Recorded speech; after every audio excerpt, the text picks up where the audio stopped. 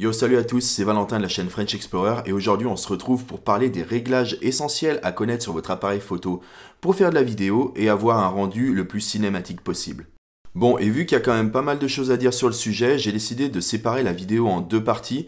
Donc dans cette première partie, on va aborder la fréquence d'image, la balance des blancs et le profil d'image. Et dans une deuxième partie, on abordera le fameux triangle d'exposition, donc qui est les ISO, la vitesse d'obturation et l'ouverture. Bon allez, c'est parti.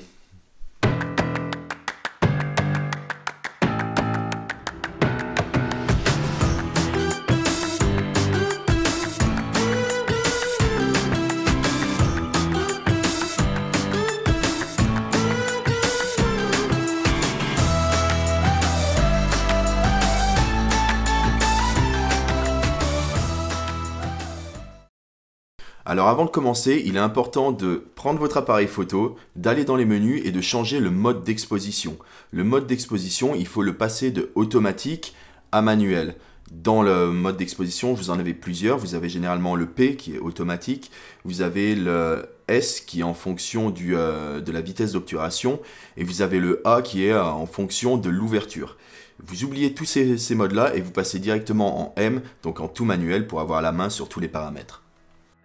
Bon voilà, vous venez officiellement de passer du mode automatique à manuel, c'est cool, et maintenant on peut passer au premier réglage essentiel à connaître, ça va être la fréquence d'image. Et quelle fréquence d'image choisir? Donc la fréquence d'image, ou frame rate en anglais, elle se calcule en FPS ou IPS. FPS pour frame per second ou IPS pour image par seconde. Choisissez celui que vous voulez en fonction que vous soyez francophile ou anglophile, voilà. Bon, et en fait, à quoi ça correspond? Une vidéo, en fait, c'est une succession d'images toutes rassemblées. Et en gros, les FPS, c'est le nombre d'images par seconde qui va être capturé par votre caméra pour faire ce fichier vidéo. Donc là, vous avez deux choses essentielles à connaître, deux fréquences d'images essentielles à connaître. C'est les fréquences d'images dites normales et les hautes fréquences d'images. Donc tout d'abord, les fréquences d'images dites normales, ça va être les 24 FPS, 25 FPS et 30 FPS. Le 24 FPS, c'est tout simplement la norme pour le cinéma qui a été inventée dans les années 20. Le 25 FPS, ça va être la norme européenne. Et le 30 FPS, ça va être la norme américaine, asiatique. En gros, la différence entre le 25 et le 30 FPS, c'est juste une question d'intensité du courant électrique qui est de 50 Hz en Europe et de 60 Hz aux États-Unis. Mais ça, on s'en fout un petit peu. Bref. Ce qu'il faut savoir, c'est que pour filmer quelque chose à vitesse normale, à vitesse réelle, il va falloir vous mettre à 24 ou 25 FPS, parce que c'est ce qui est le plus agréable pour l'œil humain. Ensuite, on parle de haute fréquence d'image lorsqu'on passe sur du 50, 60 FPS, 100, 120 FPS, voire au-delà. Et là, ces hautes fréquences d'image, à quoi elles servent? Eh bien, tout simplement à créer des ralentis. Bon, je vais vous prendre un exemple. Si je tourne des plans à 25 fps et d'autres à 100 fps, au moment du montage, il va falloir que je conforme les plans que j'ai fait à 100 fps pour les ramener à 25 fps pour qu'ils s'intègrent bien avec les plans que j'ai fait à 25 fps. Donc mes plans à 100 fps, si je les conforme à 25 fps, ça va les ralentir de 4 fois. C'est-à-dire que mon plan de 1 seconde à 100 fps va donner 4 secondes au ralenti à 25 fps. Et en fait, le fait de conformer les plans aux mêmes fréquences d'image, ça donne un ralenti qui va être fluide. En fait, plus vous montez en fps, plus vos ralentis vont être importants. Par contre, attention avec la montée en fps, parce que plus vous montez en fps, plus vous risquez de perdre en qualité d'image. Je prends un exemple sur le GH5, moi je peux filmer en 60 fps en 4K. Cependant, si je veux monter mes ralentis à 120 fps, là par contre je suis obligé de passer en Full HD parce que mon appareil ne fait pas du 120 fps en 4K. Donc si je fais des ralentis plus importants, je perdrai en qualité d'image.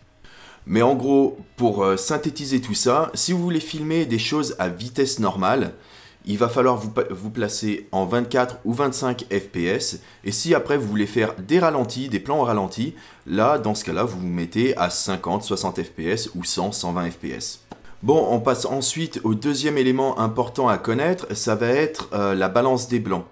La balance des blancs, là, il faut également savoir deux choses primordiales. C'est, premièrement, si vous êtes dans un environnement où la lumière, la luminosité ne va pas changer, vous pouvez vous mettre en balance des blancs automatique. Par contre, si vous êtes dans un environnement en constante évolution, par exemple vous passez de l'intérieur à l'extérieur, là il va falloir définir votre balance des blancs manuellement pour éviter tout changement de balance des blancs en cours d'enregistrement. Et là après ça vous donne des couleurs un peu foireuses.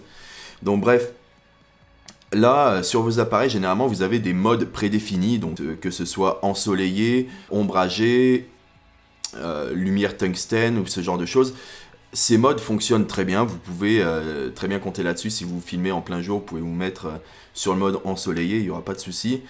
Et vous avez également une autre possibilité pour faire la balance des blancs, ça va être de montrer à l'appareil ce qui doit être blanc. Je vous mets en illustration ce que je veux dire. Voilà, vous avez plusieurs méthodes pour régler votre balance des blancs, mais il vaut mieux rester en balance des blancs manuel pour éviter tout changement intempestif de la balance des blancs. Et on attaque enfin le dernier réglage important à définir, ça va être votre profil d'image.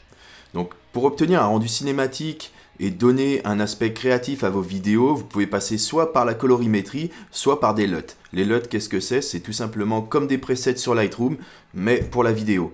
Ça marche un petit peu différemment, mais en gros, pour simplifier, c'est ça.